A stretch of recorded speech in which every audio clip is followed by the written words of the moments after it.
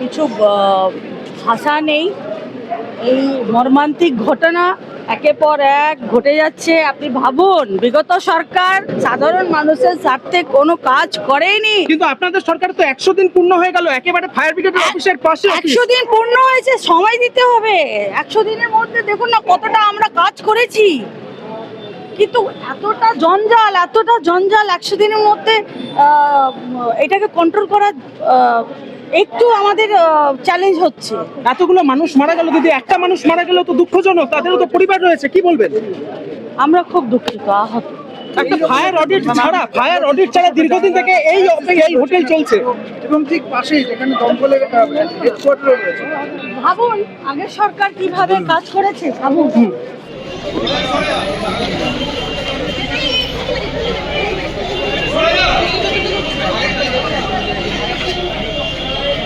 नौ लोगों का मृत्यु हो गया, तो बाकी 80 लोगों को हमारा डिपार्टमेंट वाला जो ऑफिसर है, फायर फाइटर है, उन्होंने बचा लिया और वो आसपास में वो जो रेस्क्यू सेंटर हुआ उधर है। कारण क्या रहा मिलने का, क्या कुछ पता चला? अभी तक एकदम ठोस कारण सामने नहीं आया, फॉरेंसिक होने के बाद ही हो सकता है। सर, एक सवाल उठ रहा है कि पास में हेडक्वार्टर है, उसके बावजूद भी 9 लोगों की मौत हो गई, जहाँ पे यहाँ पे 5 इंजन रहता है, लैडर रहता है, इसके बावजूद भी ऐसा कैसे हुआ? वो सूचना मिलने के साथ साथ 1 मिनट के अंदर हमारा पूरा फायर फाइटर, हमारा ऑफिसर पहुंचा, इसलिए 80 आदमी को हम लोग बचा लिया, नहीं तो पूरा 100 आदमी इधर मर जाता आज। গতকাল রাত্রিবেলায় মানে রাজার আজকে ভোরবেলায় 2টোর সময় ফিশ ক্রুজ স্ট্রিটের একটি বিল্ডিং, 4 তলা মতো বিল্ডিং, 3-4 তলা, 10টা গেস্ট হাউস চালাচ্ছে বিভিন্ন লোক। সেখানে 6 জন পুরুষ, 3 জন মহিলা, 2 জন মহিলা আর 1 জন বাচ্চার মৃত্যু হয়েছে। 80 জনকে বাঁচানো গেছে, 80 জন। আজকে পুলিশ এবং ফায়ার ব্রিগেড দুর্দান্ত কাজ করেছেন, কিন্তু এই ধরনের যারা হোটেল চালাচ্ছেন, কিভাবে চালাচ্ছেন? ট্রেড লাইসেন্স কি করে পেল? সিএসসি কি করে পারমিশন দিল? কারেন্ট দিল কি করে? ফায়ার লাইসেন্স কি করে পেল? এগুলো দেখার বিষয়। পিছনে ফায়ার এক্সিট নাকি ছিল, আমরা শুনছিলাম, সেখানে একটা বাড়ি বানিয়ে দিয়েছে। কোলাপসিবল গেটগুলো বন্ধ থাকে, এখানে বন্ধ ছিল কিনা বলতে পারবো না। তাই তদন্ত হোক এবং নিশ্চিন্ত থাকুন, আমাদের শুধু 100 দিন হয়েছে। আমরা একটা টিম গঠন করছি এবং এই কেএমসি এবং প্যান বেঙ্গল এই ধরনের হোটেল যারা চালাচ্ছেন ইলিগালি,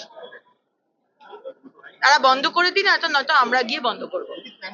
এগুলো আগের সরকারের সময় হয়েছে। কিছু দূরেই আমাদের মিউনিসিপ্যালিটি কেএমসি অফিস, যিনি মন্ত্রী ছিলেন তিনি মেয়র ছিলেন, তিনি কি করে, তার অফিস থেকে কি করে দেওয়া হতো? ট্রেড লাইসেন্স দেওয়া হলো কি করে?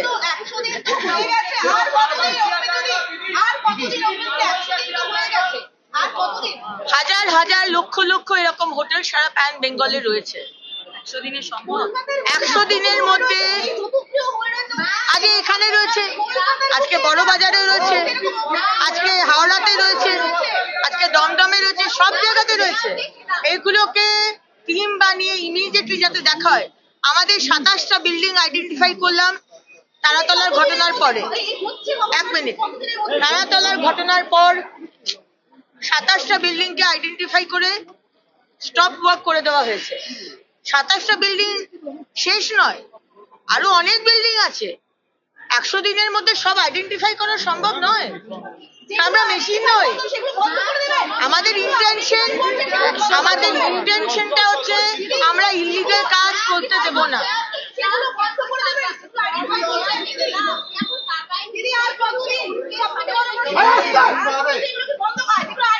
আপনারা একাই কথা বলে যাচ্ছেন।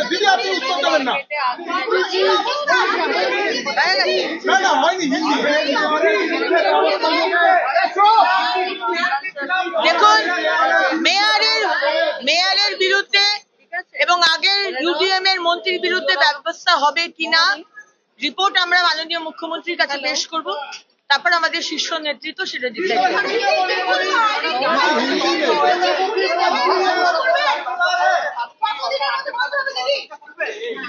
সেটা আমরা মাননীয় মুখ্যমন্ত্রীর সাথে কথা হয়নি।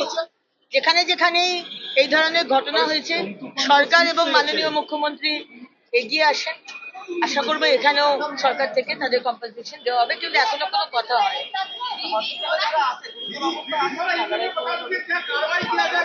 সব দেখা হচ্ছে সরকার থেকে। বলে দিচ্ছি কিছু বলবেন এখন যে আপনি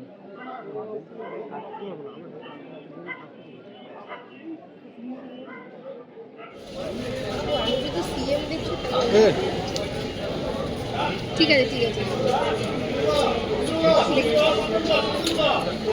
সিএম ঢুকবে কিন্তু হবে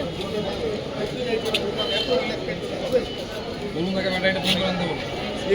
ডাইরেক্টর এসে দাঁড়িয়ে আছে, উনি ওখানে বসে আছেন, কিছু বলো প্লাস্টিক জিনিসগুলো নিয়ে তো এখানে থাকবে, বলে ধরো উনি ওখানে বসে আছে। কি করছে ওগুলো করছে নব্দি মিক্সারটা হোটেলের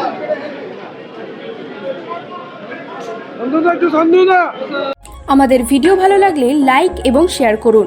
কমেন্ট সেকশনে গিয়ে জানান আপনাদের মতামত। আরও ভিডিও পেতে আমাদের চ্যানেল সাবস্ক্রাইব করুন এবং প্রতি মুহূর্তে খবরের আপডেট পেতে প্রেস করুন বেল আইকন।